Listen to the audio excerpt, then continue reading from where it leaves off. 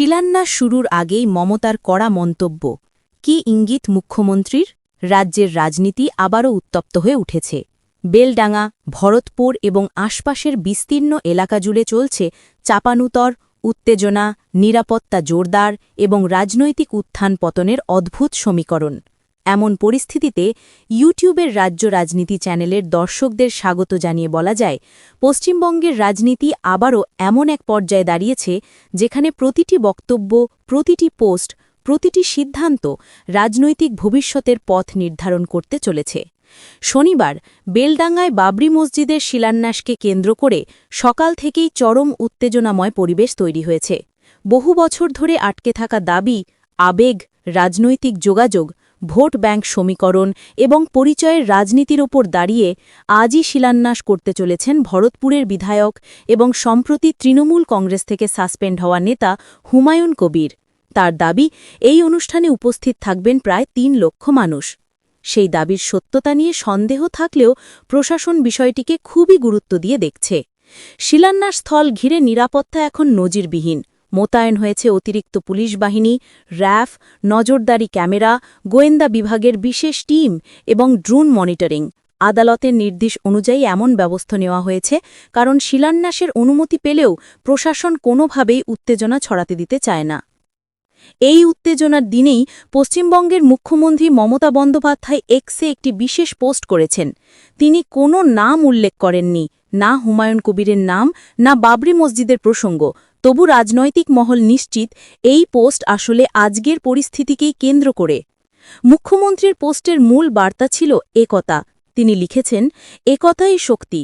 এই বার্তার সঙ্গে তিনি তুলে ধরেছেন ৬ ডিসেম্বরের ঐতিহাসিক এবং বিতর্কিত স্মৃতি, অযোধ্যায় বাবরি মসজিদ ভাঙার দিন। মমতা মনে করিয়ে দিয়েছেন, এই দিনটিকে সংহতি ও সম্প্রীতির দিন হিসেবে পালন করা হয়ে থাকে। তার ভাষায়, বাংলার মাটি সবসময় সাম্প্রদায়িক সম্প্রীতির প্রতীক। এটি রবীন্দ্রনাথের, নজরুলের, স্বামী বিবেকানন্দের মাটি। এই মাটি কখনো বিভেদের কাছে মাথা নত করেনি, ভবিষ্যতেও করবে না। মমতা বন্দ্যোপাধ্যায়ের পোস্টের আরও একটি অংশ রাজনৈতিক বিশ্লেষকদের বিশেষভাবে আকৃষ্ট করেছে, যেখানে তিনি উল্লেখ করেছেন, বাংলায় হিন্দু, মুসলিম, শিখ, খ্রিস্টান, জৈন, বৌদ্ধ সবাই কাঁধে কাঁধ মিলিয়ে চলে। ধর্ম যার যার, উৎসব সবার।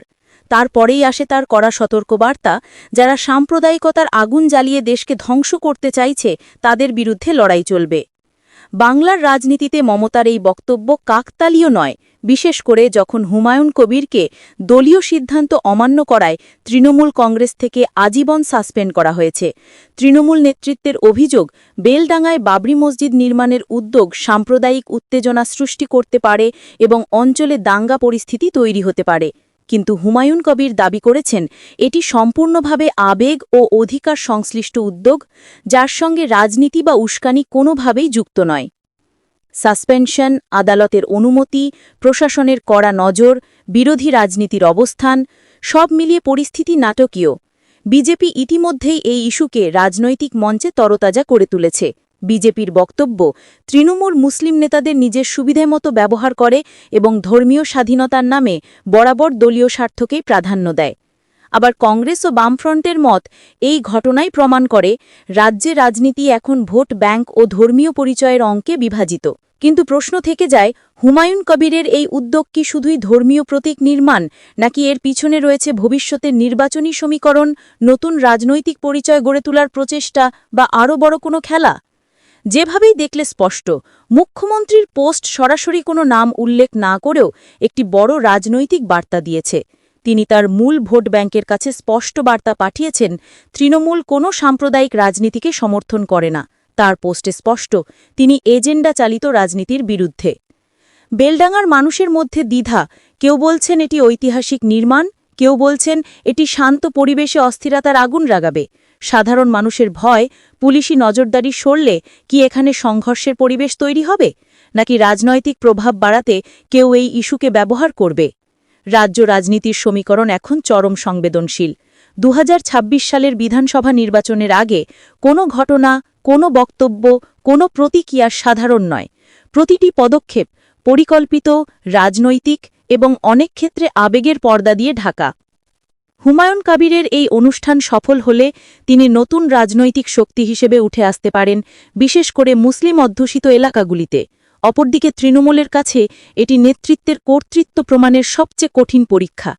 অন্যদিকে মুখ্যমন্ত্রী মমতা বন্দ্যোপাধ্যায় তার বার্তায় সাম্প্রদায়িকতার বিরুদ্ধে লড়াইয়ের কথা বলেছেন, যা তার বহু বছরের রাজনৈতিক ধারায় প্রতিফলিত হয়। তিনি তার বক্তব্য দিয়ে স্পষ্ট করেছেন, তার নেতৃত্বে বাংলার সামাজিক সম্প্রীতি নষ্ট হতে দেওয়া হবে না। সামনে বড় প্রশ্ন, এই শিলান্যাস অনুষ্ঠান কি কেবল একটি ধর্মীয় ঘটনা নয়, বরং আগামী নির্বাচনের সুর বেঁধে দিল?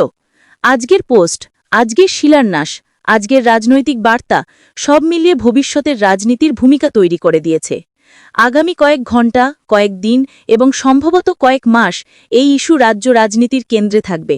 পরিস্থিতির শেষ কোথায় সময়ই বলবে, কিন্তু আজ একটি জিনিস পরিষ্কার, পশ্চিমবঙ্গের রাজনীতি আবারও একটি নতুন মোড় নিয়েছে।